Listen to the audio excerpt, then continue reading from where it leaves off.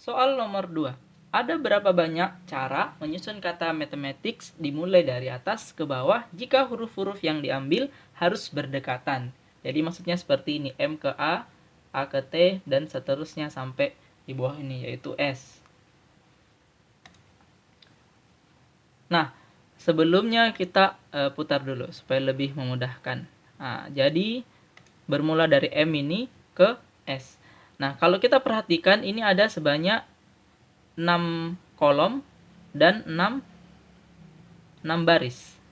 Nah, kita ilustrasikan saja pakai ini. Nah, ada garis. Nah, untuk soal ini artinya sama halnya dengan mencari banyaknya jalur dari titik A ke titik B, di mana gerakan yang kita gunakan adalah gerakan ke bawah dengan gerakan ke kanan. Kan sama ini. Dari M ke S itu gerakannya ke bawah dengan ke kanan. Nah, sebelumnya saya jelaskan dulu konsep yang digunakan. Misal kita pakai ukuran yang lebih sedikit ya. Nah, misal seperti ini. Kalau kita perhatikan ini, dari titik A ke titik B itu ada 3 gerakan ke bawah dan 4 gerakan ke kanan. Kalau dari A menuju B. Nah, misal saya punya satu jalur, yaitu jalur ini. Ini ke sini terus ke kanan. Itu artinya apa? Ya 3 huruf B terus berlanjut kanannya 4. Ya kan seperti itu. Nah, jika urutan ke 7 huruf ini saya tukar-tukar, misal seperti ini, B K B K B K K, maka itu akan membentuk satu jalur tersendiri, yaitu ini. Bawah, kanan, bawah, kanan, bawah, kanan, kanan. Nah, seperti itu. Atau kalau misalkan saya tulis K, B, B, K, K, B, K, maka jalur yang terbentuk adalah K, B, K, B, B, K, K, B, K. Nah, seperti itu. Jadi intinya tiap permutasi atau permutasi dari 7 huruf ini bakalan membentuk satu jalur dari A menuju B. Artinya apa? Banyaknya jalur dari A ke B sama dengan banyaknya permutasi ke 7 objek ini. Di mana ini adalah permutasi dengan pengulangan, yaitu ada sebanyak 7 objek, berarti 7 faktorial dibagi dengan 3 faktorial yang huruf B tadi kembar 3, terus huruf K kembar 4. Nah, kalau kita kerjakan ini nilainya adalah 35. Itu cara pertama. Nah, ada cara kedua untuk soal yang seperti ini, yaitu kita pakai aturan penjumlahan. Nah, jadi misalkan ada, kan gerakannya tadi ke bawah dengan gerakan ke kanan. Artinya tiap titik itu mendapat dari atasnya dengan dari kirinya. Jadi kayak misal ini ada sebanyak A cara, ini B cara, berarti di sini ada sebanyak A tambah B. Nah, seperti itu.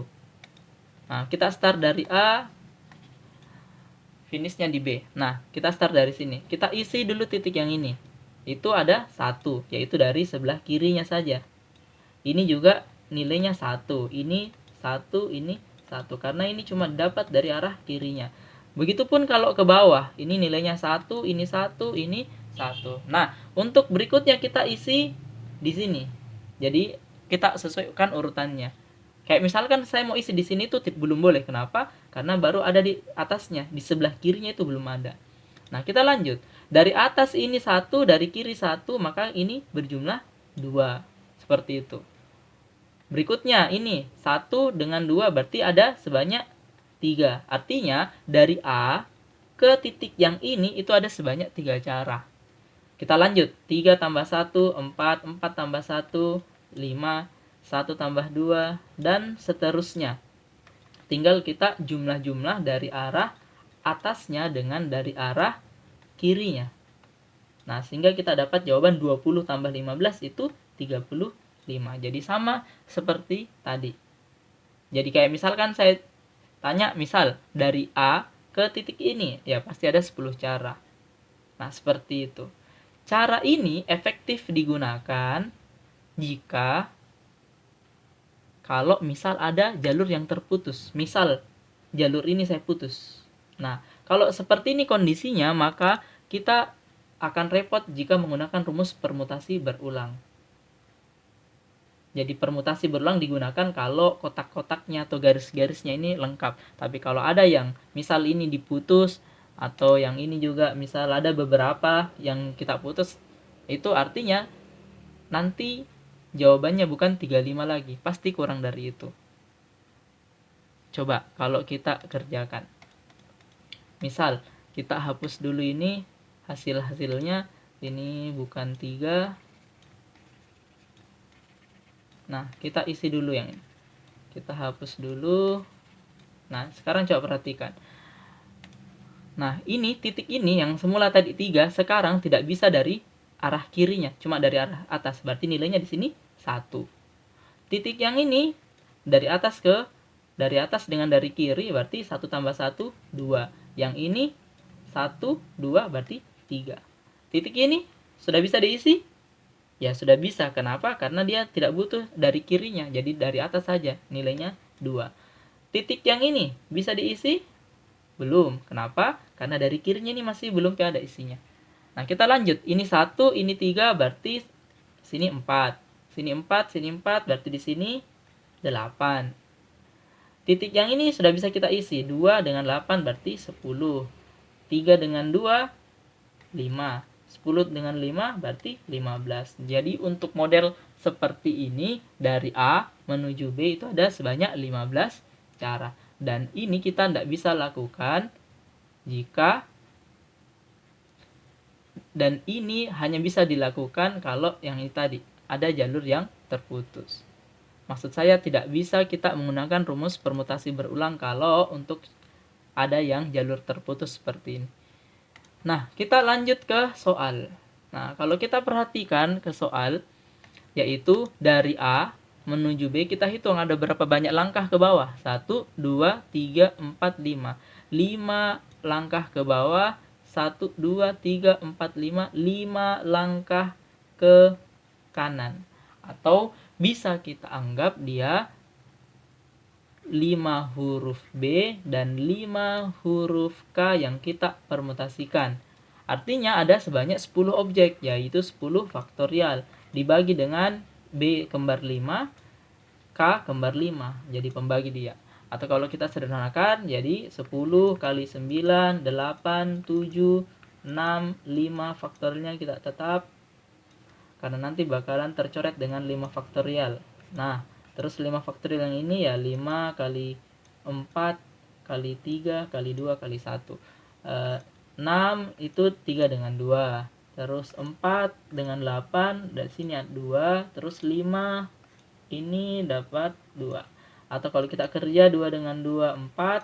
9 dengan 7, 63. Kalau kita kalikan ya 4 kali 63 itu nilainya 252. Nah, itu kalau kita menggunakan cara permutasi dengan pengulangan. Nah, bisa juga kita menggunakan cara penjumlahan tadi untuk soal ini, yaitu tinggal dijumlah-jumlahkan ya. Nah, seperti ini.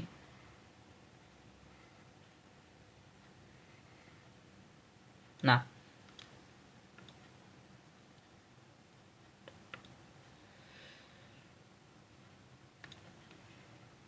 jadi dari M ke A ke sini 1, 1, 1. Jadi tiap titik itu diperoleh dari sebelah kanannya dengan sebelah kirinya. Tinggal jumlah-jumlah. 1 dengan 2, 3, 1 dengan 3, 4, dan seterusnya. Meskipun cara ini mudah, tinggal dijumlah-jumlah, tapi cukup repot kalau kotak-kotaknya atau garis-garisnya itu ada banyak. Jadi kita dapat jawaban 252. Oke, bisa dipahami?